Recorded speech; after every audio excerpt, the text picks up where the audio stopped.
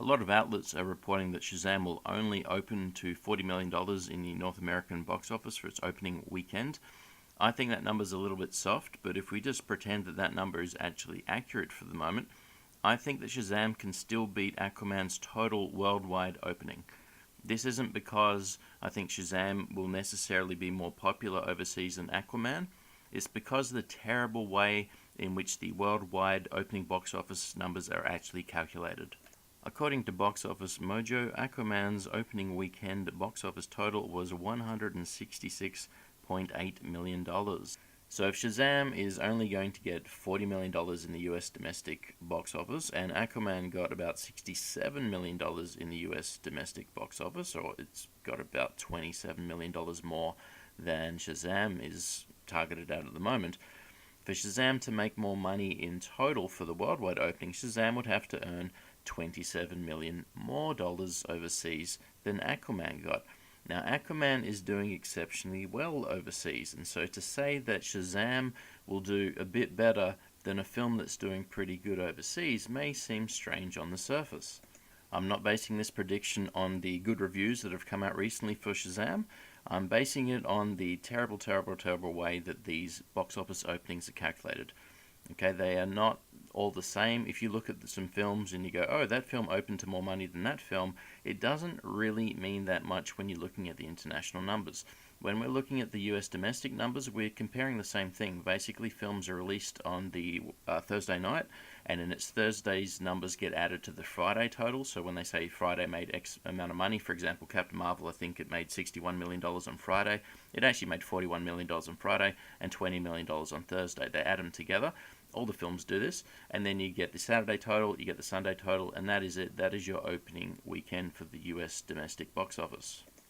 But when we go for the worldwide total, it's all of the US weekend's money, plus all of the money earned in every single country that already had the film opened. So if the film opens a week and a half before the US box office opens, that whole week and a half gets added to it. So the first thing that can exaggerate the so-called opening weekend numbers are that some countries open before the weekend and you're getting a whole week's worth of money rather than the weekends. But another problem you get is if a country opens after the weekend, that money doesn't count in the opening weekend. And so what a lot of studios try to do as much as possible is organize every single country to open at the same week as the North American Open is, and that way all of the country's money, all of the country's first week or first weekend counts towards this one global figure for the opening weekend box office. So if we just look at two unrelated films for a moment, let's look at Captain Marvel because it was just released, and let's look at Star Wars The Last Jedi.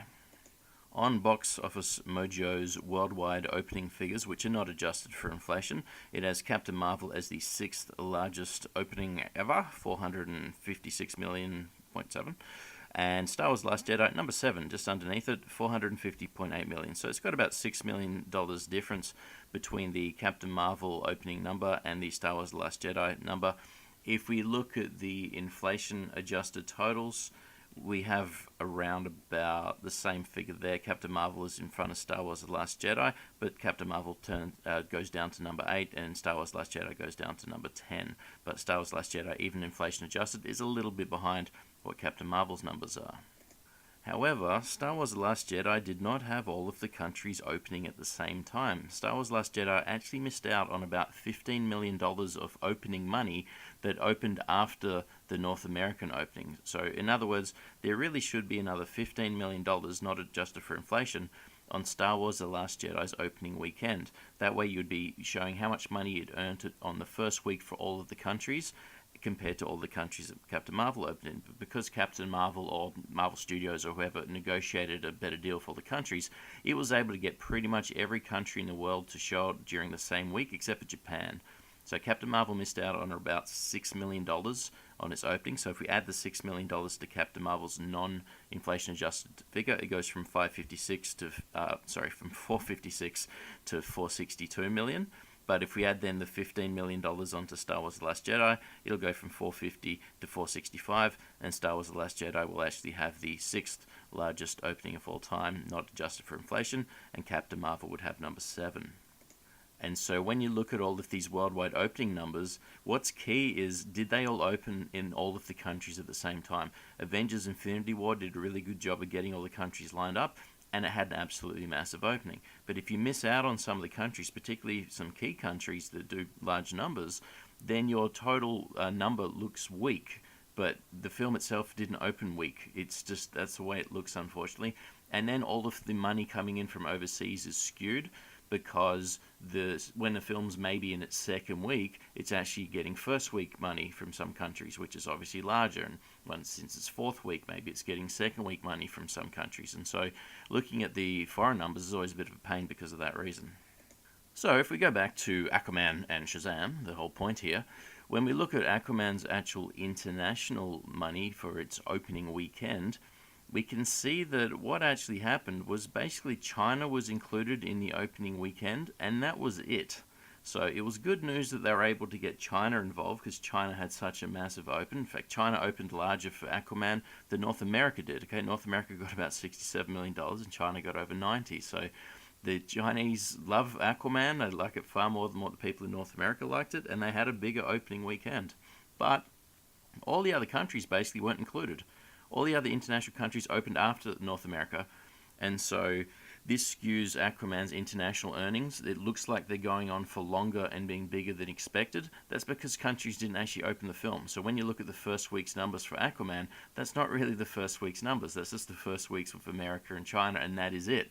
Then you've got all these other countries kicking in with their opening weeks, and that skews the money, and it basically looks like Aquaman has longer legs, if you like, on its actual box office, but it's because countries didn't actually open at the same time. Now, getting away from the total box office, just the opening weekend, Aquaman missed out on about $90 million from the foreign market. So the official figure says that it was about $90 million was earned. It's actually $184 million. So $184 million was earned for Aquaman in foreign markets on their opening weekend. It's just those weekends didn't happen to be during the North American opening weekend, so they're thus not counted in the worldwide opening figures.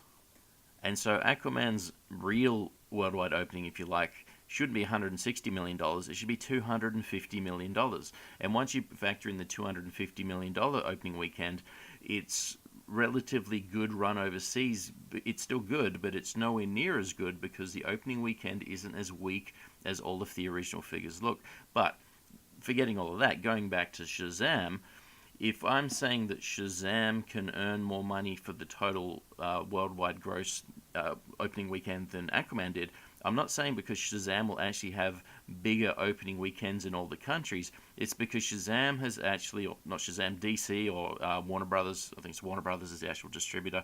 Warner Brothers has negotiated with countries far better than whatever DC did back with Aquaman. So again, for Aquaman, they were able to get China on board, which is good news because China is a massive market, and in this case, China is a bigger market for Aquaman than North America is. But that was it. Whereas if we look at the actual opening dates for all of the countries involved, or all the major countries involved with Shazam, South Korea doesn't have a date from what I can tell. So South Korea may not even be showing the film, which is bad news because South Korea is one of the major foreign markets. It's normally, depending on the film, maybe the second to fifth largest box office one. Taiwan also doesn't have any kind of dates I can find. So South Korea and Taiwan may not be showing Shazam at all. Japan is opening about a week or a week and a half afterwards, so Japan doesn't count. But China is on board at the same time. The UK, Australia, France, Germany, Brazil, Indonesia, Malaysia, Mexico, Vietnam, India, and Spain. So basically all the countries that make any kind of real box office money, except for South Korea, is involved for Shazam. So if Shazam can bring in what we might call 100% of its foreign money to be counted as actual opening weekend money, whereas Aquaman was only able to bring in 50% of its foreign money, that means that Shazam can get a larger worldwide opening box office while still underperforming in real terms. And again, if we go with what these articles are saying, Shazam's only going to open to $40 million in North America. Well, if we say that that's roughly 2/3 of what Aquaman opened in North America, well, if we then go, okay, well, how about it gets 2/3 of Aquaman's foreign money? Well, remember, if we use all of its foreign openings, that's only half of what Aquaman was able to officially report. Okay, so Aquaman got $90 million officially, because the other $90 million happened afterwards. So it really opened to $180 million overseas, plus the $60 million in America. But it didn't count 90 of it, or it didn't count 50% of the foreign money. Whereas the way that DC or Warner Brothers or whoever has negotiated the opening for Shazam, Shazam will be able to get very close to 100% of its money. And so even if Shazam has a smaller foreign opening than Aquaman had, it's getting 100% of the opening officially, whereas Aquaman only got 50% of the opening. So using these two-third approximate figures for Shazam versus Aquaman, if Aquaman got $184 million internationally, two-thirds of $184 million is around $122 million. And so obviously $122 million is less than $184 million, so Shazam would earn less just based on that little calculation. But Aquaman only officially reported $90 million in overseas opening days. And so if this scenario plays out and Shazam earns two-thirds of the opening money that Aquaman earned in all of these markets, but it's able to bring them all to bear at the same time, then it'll get a foreign opening of $122 million versus Aquaman's foreign opening of $94 million. So you can see that's where the gap can be made up, even though it's all just fake, it's all just smoke and mirrors. There is no extra money for Shazam over Aquaman in this scenario, it's just the way that it's going to be reported. And again, this is all based on Shazam basically failing in the North American market with $40 million. I think that is a low number. I think it really should do better than that. It'll have no real direct competition. Dumbo will be in its second week, so its numbers will be low, and the only other real big film's Captain Marvel, and Captain Marvel should be earning something like, $2, $3, $4, $5 million, so nothing there at all. So I think at least for the opening weekend, Shazam should have no real competition, and the number really should be higher than $40 million.